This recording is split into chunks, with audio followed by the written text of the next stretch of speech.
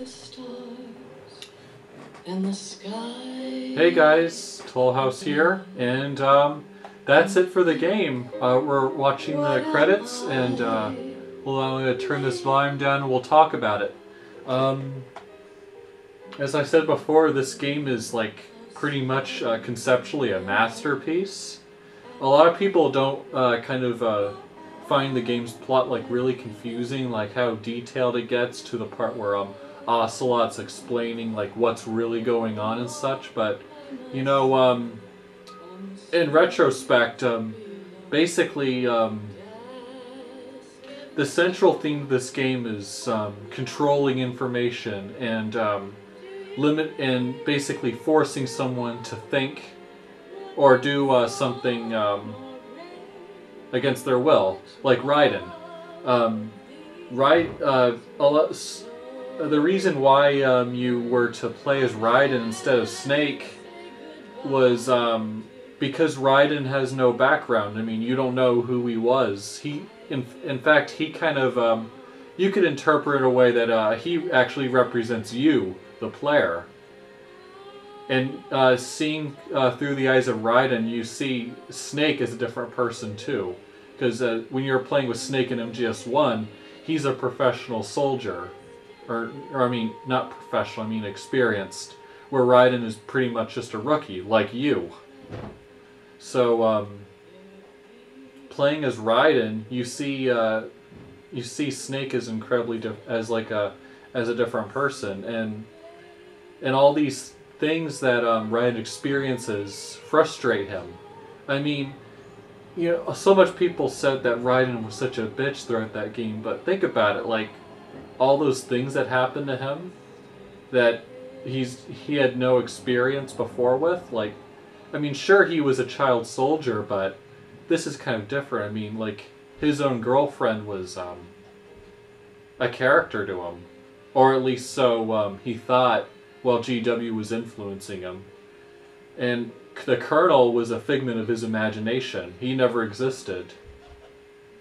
And there was all this confusion about like these things that also happened at Shadow Moses. There was the fact that Solid Snake was there when Raiden thought he was dead. I mean, there were all these factors. There was Vamp, there was Fat Man, there was so much shit going on. I mean, like, if you were Raiden, wouldn't you do the same thing? You know, maybe he would have maybe he handled it better than you would have if you were in his given situation. But yeah, there's so much things to this. But I think the main message of this game is to know that you control your own future. No one else does. So, and I think that's kind of what Raiden learned at the end when Snake was talking to him. So it's a pretty powerful message, and a lot of people in real life don't think that way, which is a shame. You do, yeah. So I don't mean to like be like emotional here, but that's I can't even talk. That's basically the way. That's basically the message of this game. So anyway, yeah. So anyway, it's a extremely well-written game, very detailed. Again, like all the other MGS games, you gotta be interested in the story to play this. If you have no interest in playing the story, I wouldn't recommend it at all. Gameplay-wise, it's very fun. It's one of the best games for stealth, I think, in the series. Even though actually I think all of them are, but this one, you gotta be really stealthy. I think lately the stealth's been kind of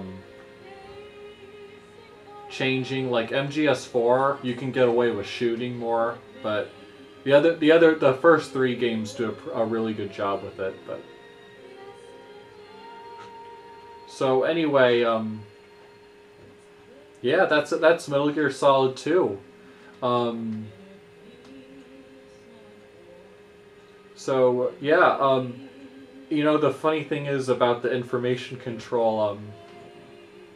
It's a lot like what's it called?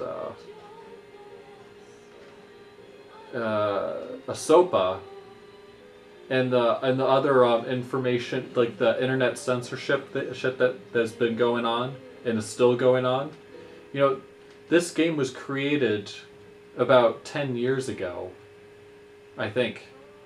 And, like, that was before any of this shit was happening. So, like, this game, like, generally has a really good depiction of our time now. Like, especially 10 years before it actually happened. Like, Metal Gear Solid 2 is, like, way ahead of its time.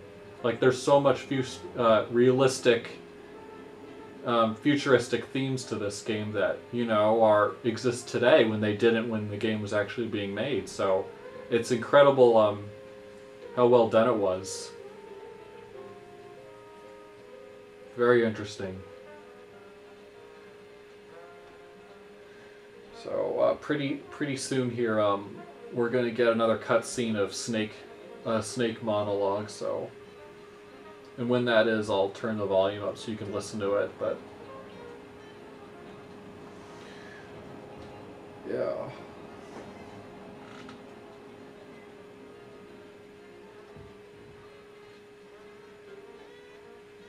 Trying to think of what else I was gonna say.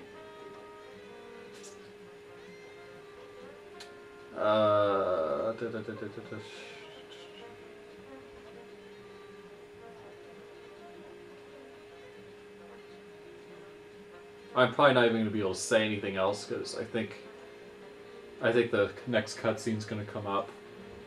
But I'll keep playing it. I'll keep filming until we get to the results screen. Yeah, so Hideo's here, so I'll turn this up. Listen to this music, which I don't really find that fitting for this game, but oh well. Alright, here we go.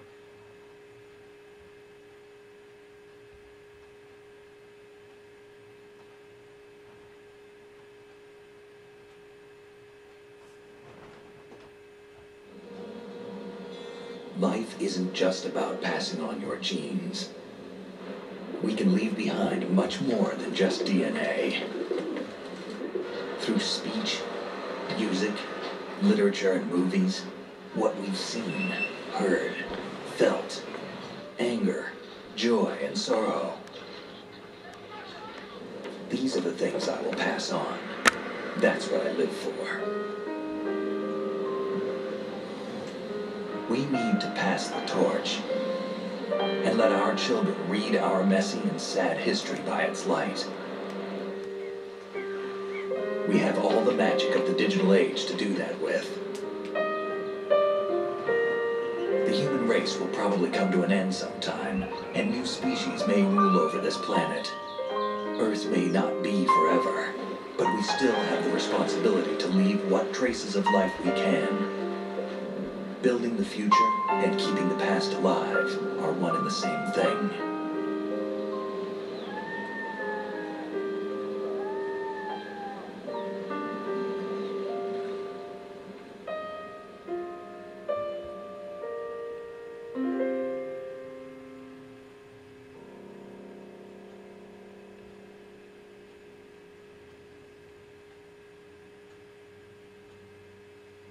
Snake, you there? It's me. I've finished going over that disc. Did you find the Patriots list? Of course. It contains the personal data of 12 people. There was a name on it. Snake, it was one of our biggest contributors. What's going on around here? I don't know. Anyway, where are they? Well, we were right about them being on Manhattan, but... But what? They're already dead. All 12 of them. When did it happen? Well, about 100 years ago. What the hell?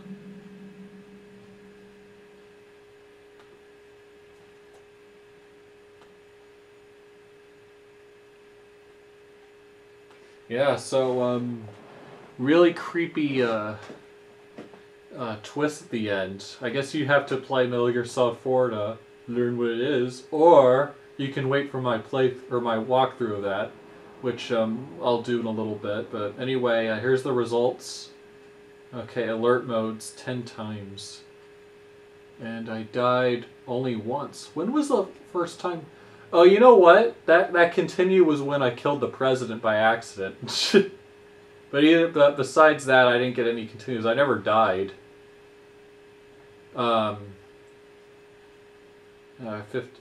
alerts is not that good for me. Like, I usually get like 5 or something. But I really think that part where I was on like strut K or strut L, where I got caught and I got ambushed by like a bunch of ciphers, that really fucked me up. But anyway, I guess it's not bad. I mean, Metal Gear Solid's hard, so despite that, I think I did a pretty good job. But anyway, that about wraps up my Metal Gear Solid 2 playthrough, or walkthrough. And I'd just like to thank you guys for watching, and I hope you enjoyed it. Don't forget to comment and subscribe to Team Skyfire, and watch out for my next playthrough or walkthrough. Alright, this is Tollhouse, signing out.